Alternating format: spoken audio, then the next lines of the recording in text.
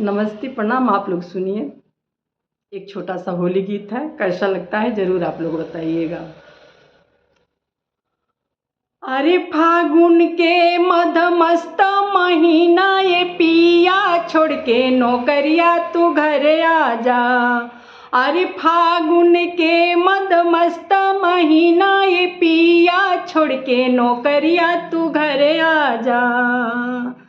छोड़ के नौकरिया तू घर आजा राजा, छोड़ के नौकरिया तू घर आजा। तोहरा ही बिना पिया से जियो न सूझे, तोहरा ही बिना पिया से जिया न सूझे। अरे छोड़ के नौकरिया तू घर आजा पिया, छोड़ के नौकरिया तू घर आजा। छोड़ के नौकरिया तू घर आजा पिया, छोड़ के नौकरिया तू घर आजा।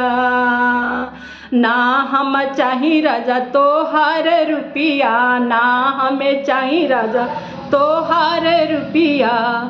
अरे तोहरा बिना से जिया न सूझे ये पिया, छोड़ के नौकरिया तू घर आजा। अरे तोहरा बिना से जिया न सूझे ये राजा, छोड़ के नौकरिया तू घर आजा। अरे फागुन के मधमस्त महीना, ये राजा छोड़ के नौकरिया तू घर आजा। अरे फागुन के मधमस्त महीना, ये पिया छोड़ के नौकरिया तू घर आजा।